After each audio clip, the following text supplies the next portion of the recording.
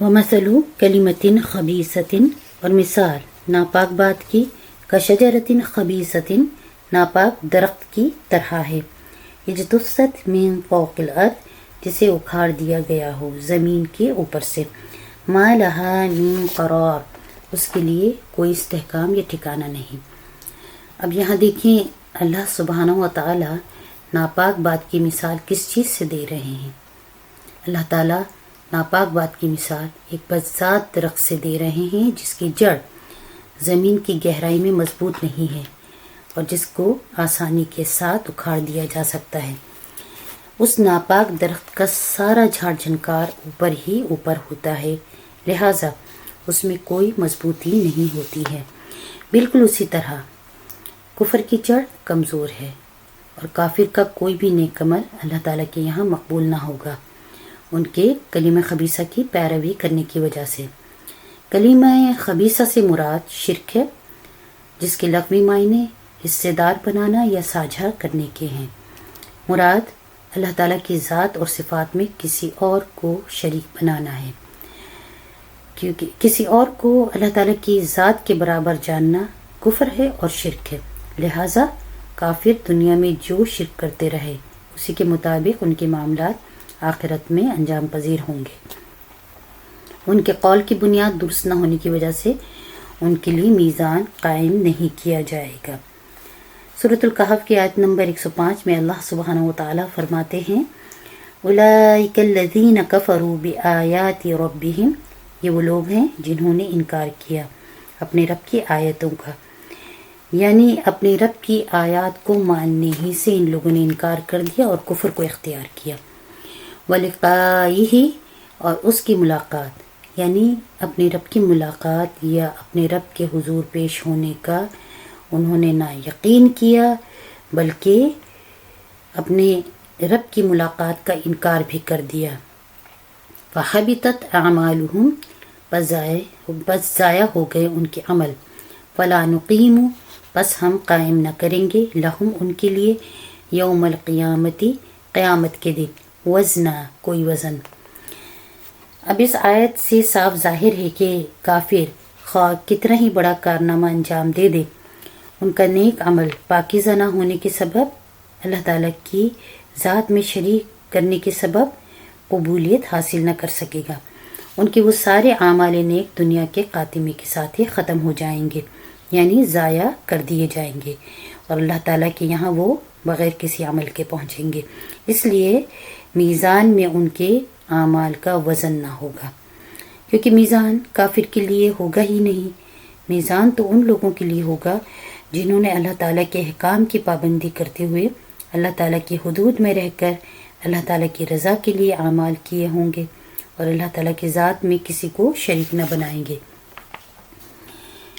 مثال کے طور پر ہم نماز کو ہی لیں کہ اگر ہم نماز اللہ تعالیٰ کی رضامندی کے لیے اخلاص نیت کے ساتھ بہت ہی خشوع و خضوع کے ساتھ ادا کرتے ہیں تو ہمارا یہ عمل میزان میں بہت بھاری ہو جائے گا، مگر ایسے اعمال کو کوئی استحکام نہیں ہوگا جو اللہ تعالیٰ کے حکم کی اطاعت میں نہ کیے گئے ہوں، اور آخرت میں ایسے اعمال بیکار ہو جائیں گے۔ مراد یہ ہے کہ کلمہ خبیثہ جو کفر اور شرک کا کلمہ ہے، یہ خراب ناپاک بدذات درخت کی طرح ہے جو زمین کے اوپر ہی سے اکھاڑ لیا جا سکتا ہے اور اس کی جڑ زمین کی گہرائی میں نہیں ہوتی ہے، یعنی کفر کی حالت میں کیا گیا کوئی بھی نیک عمل مشرک سے قبول نہیں کیا جائے گا۔ اللہ تعالیٰ کے ساتھ شریک کرنا اور اس کے اثرات کی مثال ایسی ہے جیسے جھاڑ جھنکار، نہ تو اس کی جڑ مضبوط ہوتی ہے اور نہ ہی اس کی جڑوں کو استحکام ہوتا ہے، یعنی ایسے درخت کا کوئی ٹھکانہ ہی نہیں ہوتا۔ اب ہمیں کیا کرنا ہوگا جبکہ ہمیں دونوں طرح کے درختوں کی مثال دے دی گئی ہے، یعنی پاکیزہ درخت کی مثال بھی دی گئی ہے اور غیر پاکیزہ درخت کی مثال بھی، اور ہمیں ایمان والوں کا وصف بھی بتا دیا گیا ہے کہ نیکیاں کرنا ان کے ایمان کا حصہ ہیں۔ ان کے نیک اعمال ہمیشہ بلندی پر چڑھتے چلے جاتے ہیں اور قبولیت حاصل کرتے رہتے ہیں۔ دیکھیں قرآن پاک میں واضح طور پر ایمان کے بعد ہمیں اعمال صالح کا حکم دیا گیا ہے، کیونکہ رسول اللہ صلی اللہ علیہ وسلم کی تعلیم کے ذریعے اللہ سبحانہ و تعالیٰ نے ایک قانون ہمیں دیا ہے، شریعت کی حدود ہمیں عطا کی ہیں، ایک مکمل ضابطۂ حیات ہمیں دیا ہے تاکہ ہم خود کو رسول اللہ صلی اللہ علیہ وسلم کی تعلیم کے مطابق ڈھال لیں۔ دیکھیں اللہ تعالیٰ نے کلمہ طیبہ کی مثال ایسے درخت سے دی ہے جس کی جڑ مضبوط ہے اور وہ ہر موسم میں اپنا پھل لاتا ہے۔ ہمیں کیا کرنا چاہیے؟ ہمیں بھی ہمیشہ کے لیے ایسے ہی کام انجام دینے چاہیے، نیک اعمال انجام دینے چاہیے جو لوگوں کی زندگی پر ہمیشہ کے لیے اچھے اثرات ڈالیں، یعنی ہم خود کو اپنے رب کی رضا کے حوالے کر دیں اور دوسروں کو بھی اس کی ترغیب دیں۔ اس کے بعد مزید سورۃ الابراہیم کی آیت نمبر 27 میں اللہ سبحانہ و تعالیٰ فرماتے ہیں یثبت اللہ الذین آمنوا بالقول الثابت فی الحیاۃ الدنیا وفی الآخرہ ویضل اللہ الظالمین ویفعل اللہ ما یشاء۔ مضبوط یعنی ثابت قدم رکھتا ہے اللہ ان لوگوں کو جو ایمان لائے قول ثابت کی بنیاد پر، دنیا کی زندگی میں بھی اور آخرت میں بھی، اور ظالموں کو اللہ بھٹکا دیتا ہے، اور اللہ کو اختیار ہے جو چاہے کرے۔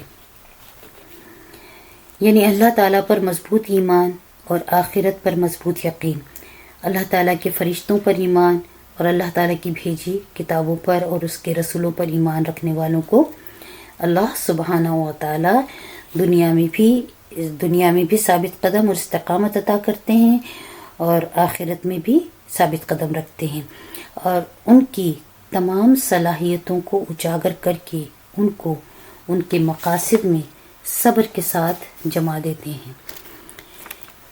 یہ بات مجھے اس قدر حسین لگتی ہے کہ اللہ سبحانہ و تعالی اہم ترین مسائل کو بھی مثال کے ذریعے سمجھاتے ہیں، کیونکہ دیکھیے انسان کی فطرت اللہ تعالیٰ نے اس طرح بنائی ہے کہ وہ مثال کے ذریعے سمجھائی گئی بات کو بہت آسانی کے ساتھ سمجھ جاتا ہے۔ یعنی یہ مثال کہ اللہ تعالیٰ نے کلمہ طیبہ کی مثال ہمیں دی ہے کہ وہ ایک پاکیزہ درخت کی طرح ہے جس کی جڑ زمین کی گہرائی میں مضبوطی سے جمی ہوئی ہے، جسے کوئی نہیں اکھاڑ سکتا۔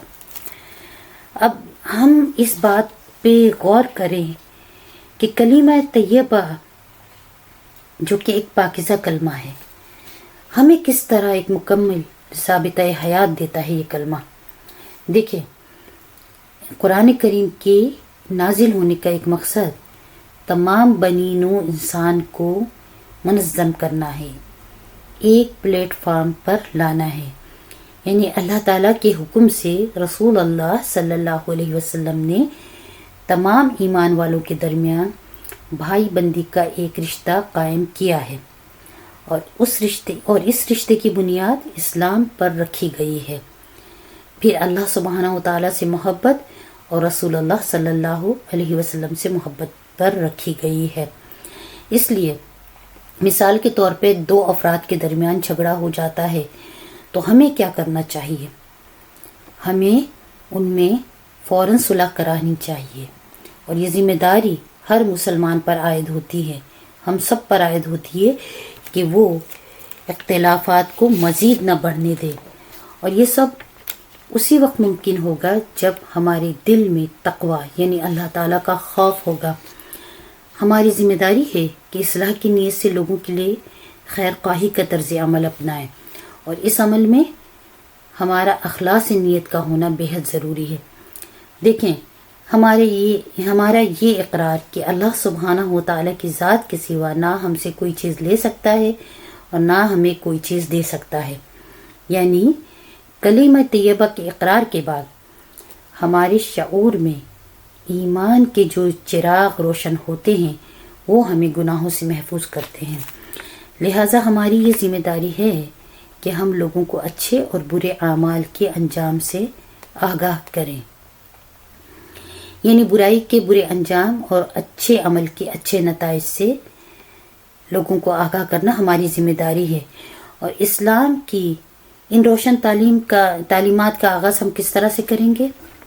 ہم پہلے اپنے گھر سے ان کا آغاز کریں گے، یعنی اپنے بچوں کو ہم نبی کریم صلی اللہ علیہ وسلم کی دی گئی روشن ہدایات کے بارے میں بتائیں گے، انہیں اسلام کی روشن تعلیمات کو اپنانے کا سبق دیں گے، انہیں حلال اور حرام کی تمیز بتائیں گے، اپنے بچوں کو ہم اچھے کاموں کو اپنانے کی ترغیب دیں گے اور برائی کو ترک کر کے اعلیٰ انسان بننے کی صلاحیت کو ان میں اجاگر کریں گے۔ اللہ تعالیٰ نے نبی کریم صلی اللہ علیہ وسلم کو انسانوں کی رہنمائی کے لیے بھیجا تاکہ انسان کو اس کے دنیا میں بھیجے جانے کا مقصد معلوم ہو اور ہم تک اللہ تعالیٰ کے احکامات کے ذریعے ایک مکمل ضابطۂ حیات قرآن و سنت کی صورت میں موجود ہے۔ دیکھیے، سچے دل کے ساتھ اگر ہم اس بات پر غور کریں تو ہمیں یہ پتہ چلے گا کہ کامیابی کو حاصل کرنے کے لیے ہمیں اپنے اندر سے بہت ساری برائیوں کا خاتمہ کرنا پڑے گا۔ مثال کے طور پہ بغض، کینہ اور حسد اور اپنی تمام غیر ضروری تمناؤں کو ہمیں خیر بات کہنا پڑے گا، جبھی اسلام کی روشن تعلیمات کے مطابق ہم زندگی گزار سکتے ہیں۔ اللہ تعالیٰ کے احکامات پر عمل کرنے کے مکمل فائدے ہمیں اسی صورت میں حاصل ہوں گے جب ہم اللہ تعالیٰ کی ہدایت کے مطابق زندگی گزاریں۔ کیا ہم خود کو ایسا نہیں بنا سکتے ہیں کہ ہمارے الفاظ سے اور ہمارے کردار سے کسی کا دل نہ دکھے؟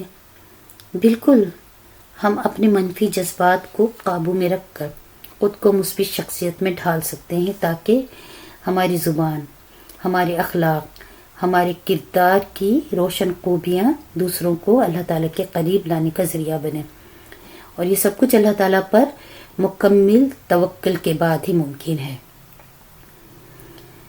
ہمیں نبی کریم صلی اللہ علیہ وسلم کے کردار کو دیکھنا چاہیے اور ان کی سیرت طیبہ کے مطابق اس بات کی فکر کرنی چاہیے کہ ہم اللہ تعالیٰ کے احکامات پر کتنا عمل کرتے ہیں، اور اس کے لیے ہمیں اپنے کردار کی مضبوطی پر کام کرنا ہوگا تاکہ ہم صراط مستقیم کی طرف دوڑتے ہوئے چلے جائیں اور اللہ تعالیٰ کی رضا ہماری جانب دوڑتی ہوئی چلی آئے اور ہمیں نیکیوں سے سجے سجائے راستے کی طرف لے چلے۔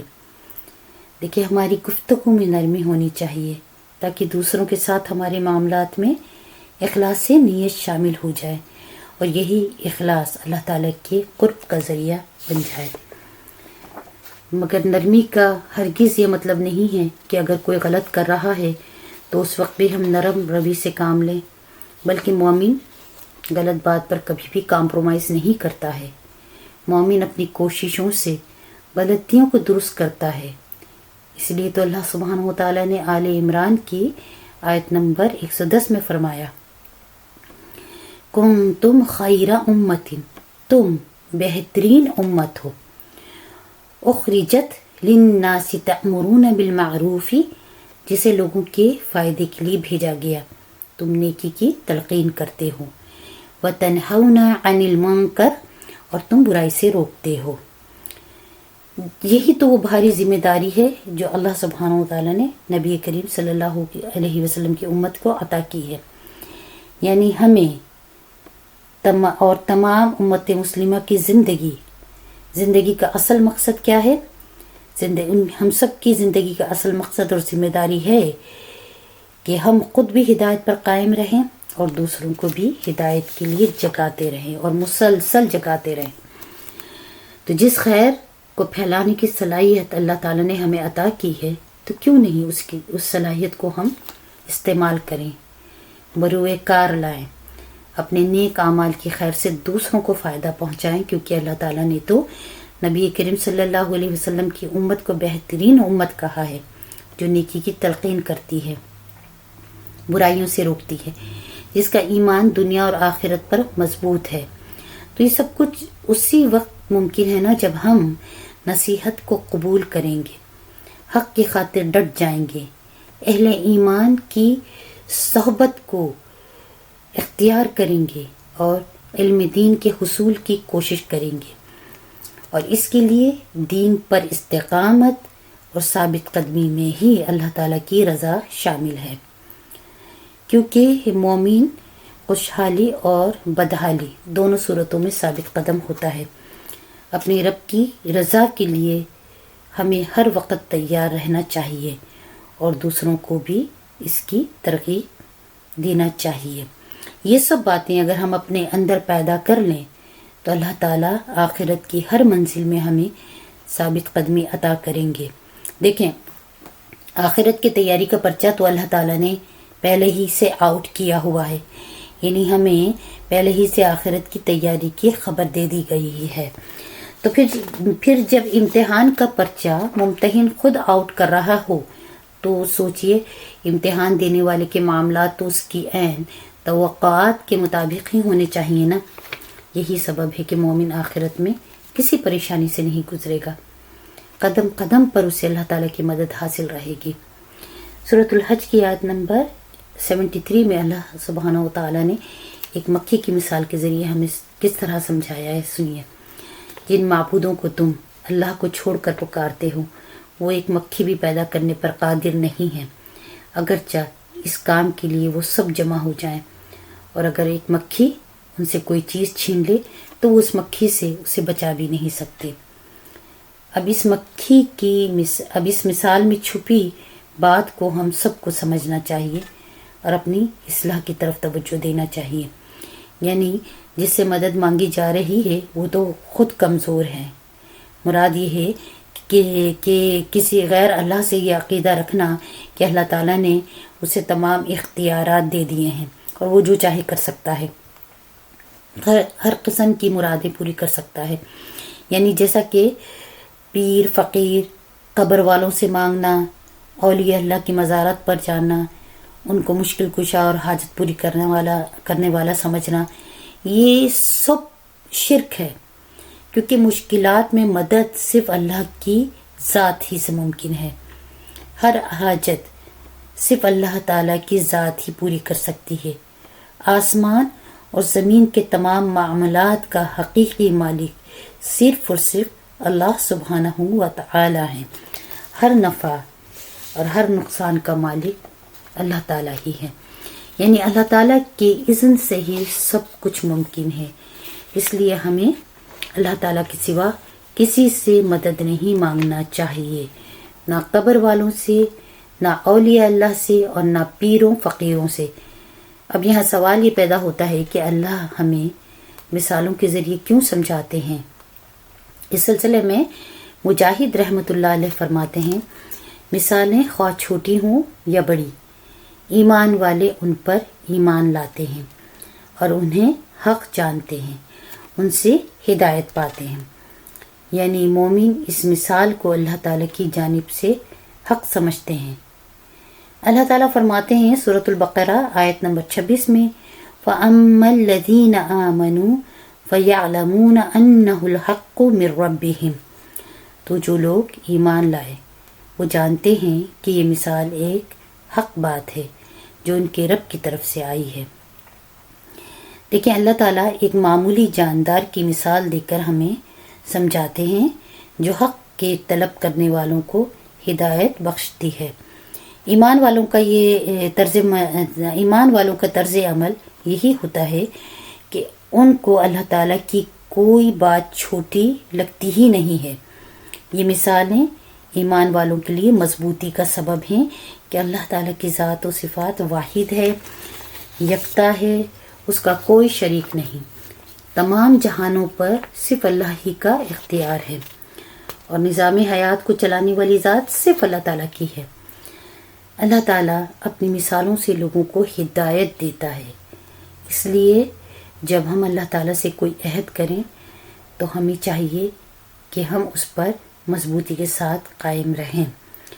اللہ تعالیٰ کے بندوں کا خیال رکھنا ہماری ذمہ داری ہے۔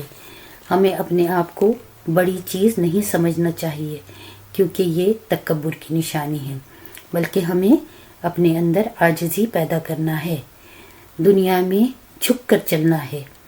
جو لوگ اس تھوڑے دن کی زندگی میں اکڑ کر چلتے ہیں نا، اور اپنے آپ کو دنیا میں خوب بڑا اور رسوخ والا سمجھتے ہیں، وہی لوگ اولئک هم الخاسرون، وہ خسارہ پانے والے ہیں،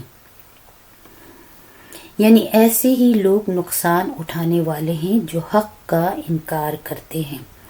اس لیے ہمیں ہماری رب کی ہدایت کے مطابق زندگی گزارنا ہے، کیونکہ اللہ تعالیٰ نے نبی کریم صلی اللہ علیہ وسلم کے ذریعے مضبوط دلائل قرآن پاک کی صورت میں ہمارے سامنے پیش کیے ہیں تاکہ ہم ہر معاملے میں اللہ تعالیٰ کی اطاعت و فرما برداری کریں اور بالکل ایک ایسے پھلدار درخت کی طرح بن جائیں جس کی شاخیں ہری بھری اور پھیلی ہوئی ہیں، یعنی ہماری ذات سے لوگ فائدہ حاصل کریں۔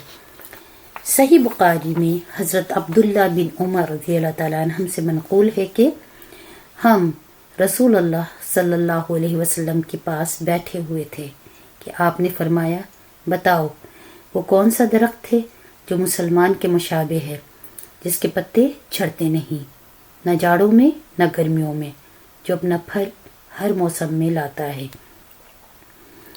حضرت عبداللہ بن عمر رضی اللہ تعالیٰ عنہ فرماتے ہیں، میرے دل میں آیا کہ کہہ دوں وہ کھجور کا درخت ہے، لیکن میں نے دیکھا مجلس میں حضرت ابوبکر صدیق، حضرت عمر فاروق رضی اللہ تعالیٰ عنہ خاموش ہیں، تو میں بھی چپ رہا۔ میں مجلس میں سب سے کم عمر تھا۔ رسول اللہ صلی اللہ علیہ وسلم نے فرمایا، وہ درخت کھجور کا ہے۔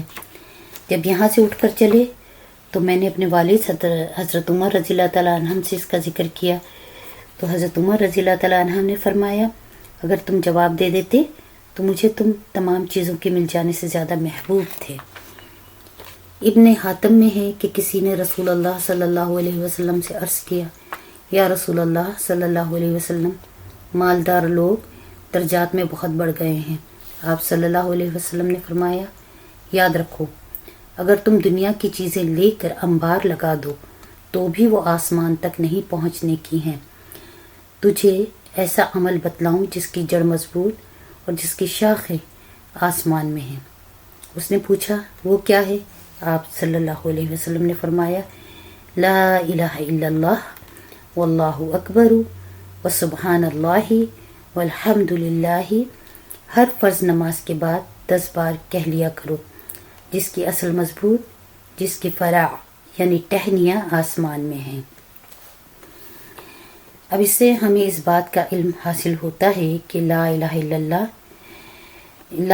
اللہ میں توحید کا ایک بہت بڑا اقرار موجود ہے۔ پھر ہر پاکیزہ بات، ہر وہ عمل جس میں خیر ہو، عقیدہ صالح ہو، نیکی کے کاموں کی ترغیب ہو، کلمہ طیبہ ہے، اور اس کے لیے ہمیں قرآن سے روشنی حاصل کرنا بہت ضروری ہے۔